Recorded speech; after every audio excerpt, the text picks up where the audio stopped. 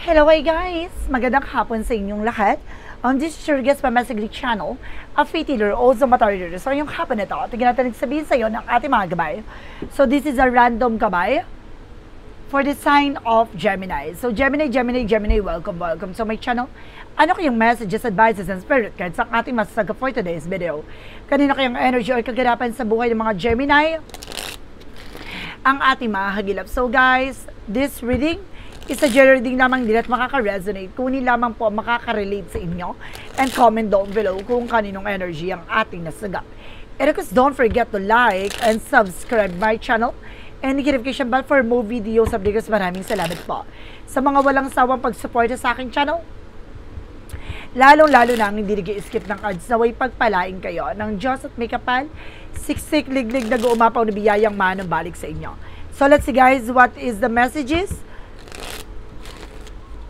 Advice sa iyo ng ating angel spirit for the sign of Gemini. So let's see and watch this.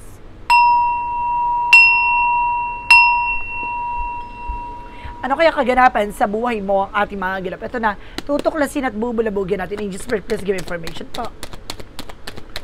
Okay, this is the Six of Pentacles. There's a giving, receiving something by the universe. Magtutuloy-tuloy na rin about sa finances for you. Na maaaring may magbayad ng utang. Maaaring may magtumulong sa iyo. There's a support. Let's see what is additional messages. And this is the Five of Pentacles. Some of you guys, no, mag-ingat-ingat din sa mga binibigyan or kumbaga inaabot na ng tulong or either kumbaga nagbibigay ng support, no? Dahil baka ikaw ay mawala, no? Mag-ingat ka rin sa mga pagpapautang, no? Kung ikaw ay nagpautang ng pera, maaaring hindi ka bayaran, no? There's a Five of Pentacles, it was the Ace of Cups, no? Kasi sinasabi dito, maaaring malabam ka dito or something na mas love scam ka. Mag-ingat ka, ha? And because let's see whether there's an Ace of Swords with the breakthrough, maaaring magtagumpay ka sa buhay mo, sa sitwasyon mo. And there's a Seven of Wands, no? Protection at pangalagaan mo yung sarili mo dito. Dahil, kumbaga sinasabi dito, marami nakatingin sa'yo, marami nakasubaybay sa'yo, tinitignan yung bawat kilos at galaw mo. Now, there's something in new love coming in for you, na may bagong pag-ibig na papasok dito. Mag-ingat ka lang, no? How to spend money. No? Umiwas ka sa mga bisyo, luho, no? Sa mga kagusto, sa walang katuturan. Na baka magdala sa'yo ng financial difficulties or financial crisis. And there's a Queen of Cups. No, magkakaroon ka ng emotional healing dito, magiging kalmado ang iyong pakiramdam. No, magiging relax ka na ngayon. No, maalis sa yung takot at pangamba mo. What is the Six of Pentacles represent what? Six of Pentacles represent with the Eight of Pentacles. Just focus, no? Sa trabaho, negosyo, hanap buhay mo. Kaya kailangan mong tutukan yan, no? Kailangan na magkaroon ka ng consistency sa ginagawa mo. Hindi pwede pa bago-bago ng isip, no? And there's a magician for manifestation. Na may mga bagay dito na pag-isipan mo yung bawat kilos at galaw mo dahil kung ano man yung mga bagay na pumapasok sa isip mo, maaaring ma-attract mo ito. Na maaaring ito yung ma-manifest mo, no? Kaya mag-ingat ka how to spend money. Because at the same time, mag-ingat ka sa pag-add to cart, no? Mag-ingat ka rin dito pag-order ng kung ano-ano. No, baka magdala sa'yo ng financial crisis. The Ace of Cups, reference with a word card. No, some of you guys na magkakaroon ng bagong pag-ibig. Pagdating dito sa yon, maaaring international, na maaaring ibang laki, na maaaring makilala mo siya international. Magkakaroon ka rin ng travel. And the Ace of Swords represent with the Four Pentacles. For protect your power, protect your energy, protection mo, pangalagaan mo yung sarili mo dito. No, dahil maaaring magtagumpay ka, kaya kailangan kumbaga protection mo yung pinaghirapan mo. No, let's see what is this. This is something the King of Pentacles. Being practicality and security, maging secure ka pagdating sa finances. Protection at pangalagaan mo with the Seven of Wands sa pinaghirapan mo. No, kumbaga there's something as supporter or as a provider. No, maaring sinasabi dito, lahat ng mga bagay na pinagpagura mo, kailangan mo yan pag-ingatan. What is the Queen of Cups? The Queen of Cups represents with a full card for something a leap of faith. No? Nandito yung susubukin yung pananampalataya, yung tiwala, no? Kumbaga, magkakaroon ka rin ng kagalingan dito. Some of you guys, manganganak. No, maaaring buntis ka, maaaring manganganak ka na. No, or maaaring magiging kalbado or magiging mother ka na soon. At the same time, no, kumbaga nasa progress, maaaring magiging ano ka na dito, makaka-move on ka na. No, sa mga kabiguan na nangyari from the past. And the Six of Pentacles, because the Eight of Pentacles represents with the Queen of Wands by confident. Na magiging malakas na loob mo, magiging matapang ka na magiging palaban ka na, no, na kumbaga, idededmahin mo na or puputulin mo na yung magbibigay ng distraction sa'yo, no, magiging mauta ka na this time. But there's a Five of Pentacles because the Magician reference with the Devil card. May gumagawa ng kamalasan sa'yo dito, kaya sunod-sunod yung kahirapan na tuloy na pumapasok sa'yo. Some of you kagastusan, no, kung sino-sino yung nagkakasakit sa pamilya mo, dahil may taong gumagawa sa inyo para magastusan ka, sunod-sunod yung disgrasya na nangyayari. The Ace of Cups, because the World card represent with the Three of Swords, no? May taong naiinggit behind your back, no? Kumbaga may taong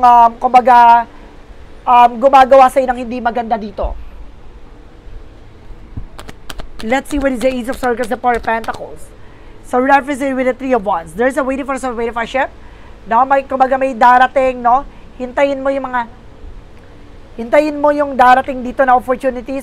And this is something trouble, success, coming in for you, no? Maaaring kumbaga protection at paparaga mo yung mga bagay na pinaghirapan mo. May parating na, no? Na mensahe, na opportunities.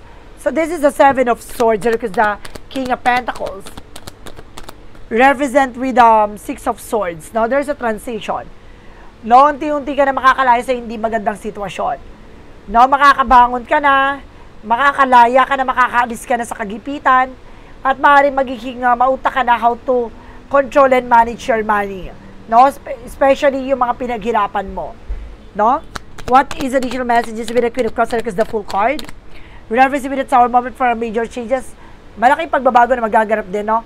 Pagdating dito sa kalusugan mo, pagdating sa sarili mo, na maaaring magiging maganda at maayos na yung, ang iyong kalusugan, no? At ang iyong kalagayan, na magiging, ano ka na dito, kalmado. Basta umiwas ka sa mga pumapasok sa utak, sa isip mo, no? Nagkakaroon ng anxieties and depressions, no? Dahil dito sa mga negative thoughts, no? Iwasan mo mag-isip ng kung ano-ano. What is additional messages for the outcome? Ang outcome dito, guys, is the Queen of Pentacles, just being practical, no? Kailangan mo maging practical at kailangan mo maging secure sa mga pinaghirapan mo. And there's a chart with an action and movement. So, ibig sabihin, some of you guys, kung gusto mo mag-business, gusto mo magtrabaho, gusto mo mag-negosyo, gawin mo, no? Kailangan mo nang mag-take ng action dyan, kumilos ka na, umpisahan mo na. And this is a King of Swords. Putuloy mo yung mga bagay na hindi makakatulong for your business, for your negosyo, for your hanap buhay. No? Alisin mo yung mga toxic and parasites, na yung mga taong user, yung mga taong nandyan lang pag nakikinabang, maging matalino at maging wise ka na sa mga taong pagkakatiwalaan mo, na mag-set ka ng boundaries, no? Alisin mo yung mga nagbibigay blockages and negativities around you, even with a toxic family, toxic friends, and toxic environment, na pangalagaan mo at protection ng mga mental health mo, no? What is the initial messages with an English spirit? And there's another one for something resilience or resilience. Kailangan mo magtiyaga at maging tahimik sa mga planong gagawin mo. Matutupad at maaari magtagumpay ka, kailangan mo lang magtiyaga sa ginagawa mo. At mahalin yung ginagawa mo. Napakalapit mo na para magtagumpay. And there's a lovers, no? Maaaring konektado dito ang love life mo. Maaaring matagpuan mo na yung tao magpapatibok sa pihik ang puso mo. Maaaring makikilala mo na yung taong pang matagalan. At na maaaring magpatunay sa'yo ng love, all against the odds, no? Kumbaga sa lahat ng mga taong tutol, mga taong hadlang sa pag-iibigan nitong tao na to ay magpapatunay na walang pakialam, no? Dumidedma talaga siya. What is additional messages? We know one more card, please. When there's a Page of Pentacles, no? Ay, Page of Wands, sorry, there's a good news coming in for you. May mensahe kang matatanggap, there's a phone calls, and there's a messages, and there's an email coming in for you. At magkakaroon ka rin ng mga panibagong ideas and opportunities dito. Dito papasok tong tao na ito, makikilala mo. At sinasabi dito, getting to know each other, kilalanin mo, magtiyaga kang kilalanin siya. Huwag kang padalos-dalos, huwag kang magmadali. No? Putulin mo na yung mga magiging komplikasyon sa inyong relasyon, no? Iwasan mo na yung, kumbaga, toxic attitudes. Iwasan mo na yung mga pagiging nega pagdating sa relationship. No, kailangan mo ng baguhin at kailangan mo na magkaroon ng bagong simula. So, let's see additional messages for finances and career. So, referencing with the 4 of Wands. Some of you guys, no, pagdating sa career mo, kumbaga, there's a lot of celebration coming in for you. Magkakaroon ka ulit ng panibagong branches, magkakaroon ka ng negosyo, no, maaaring makakapagsimula ka ng panibagong eksena, and there's a Knight of Wands, no? Maging makinakon ka sa mga plano mo, maging wag ka pa dalos-dalos sa gagawin mo actions, no, maging kalmado ka sa lahat ng panahon at sa lahat ng oras. No? And because there's a Knight of Swords with the success driver, dahil magtatagumpay ka, ibig sabihin dito kailangan mo muna pag-isipan na maraming beses bago ka bumuo ng plano, at bago ka bumuo ng eksena, no? Kailangan mong tignan yung magiging possibilities. Sabi ko, pauwiin mo muna yung na doon. Talaga. There's a Page of Pentacles, something investment. Some of you guys, no, magkakaroon talaga ng investment dito. Something new plans, new ideas. No, pagdating sa business mo, magkakaroon ka talaga ng multiple choices, no? Pero kasi maaaring magiging multitasking ka dito. And there is one something in new project, new plans, na maaaring magkakaroon ka ng bago simula talaga. No, this is something very excitement kasi magbibigay sa ito ng creative expression ng kakaibang idea na magbibigay sa ng signature, no, something uniqueness. No, pagdating naman tayo for the additional messages pagdating sa love life. Sa love life mo, there's a 4 of Cups by reevaluate or analyze. So, pagdating sa buhay pag-ibig, kailangan nyo pag-isipang mabuti, no? Hindi pwedeng, pag nakilala mo, kagat-agad, no? Hindi pwedeng gano'n, kilalanin ng isa't isa. Ano kaya sa mag-background check ka, baka magkamali ka, baka itong tao na to may pamilya pala, may asawa pala, may karelasyon pala. Kailangan nalamin mo at kilalanin mo siya ng buong-buo. And there's a Knight of Cups for something and moving forward. Not, unti-unti ka na rin makakawala dyan. Now, some of you guys, hindi ka pa rin nakaka-move on from the past, na kailangan mong harapin yung mga bagay na napaparating. No? And there's a Queen of Swords. Look at the bigger picture. No, lagi mong titingnan dito yung magiging posibilidad pagdating sa relasyon. No, linisin mo at, kumbaga, alisin mo yung mga unhealthy issues, unhealthy situations, no? Kumbaga, mayroon dyan na maaaring magbigay komplikasyon pagdating sa relasyon, kaya kailangan malayo pa lang alam mo na yung magiging posibilidad, no? Kumbaga, alamin mo kung may issue ba to, mayroon ba tong eksena, mamaya kumbaga, tignan mo siya, no? Yung kumbaga, tignan mo yung hidden agenda niya. And this is something that's very with confident. Lakasan mo ng loob mo, maging matapang ka. No, kilalanin mo siya, busisiin mo siya.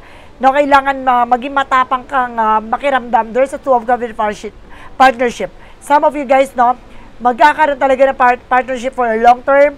Na there's something unconditional love na maaaring mamahalin nyo talagang isa't isa.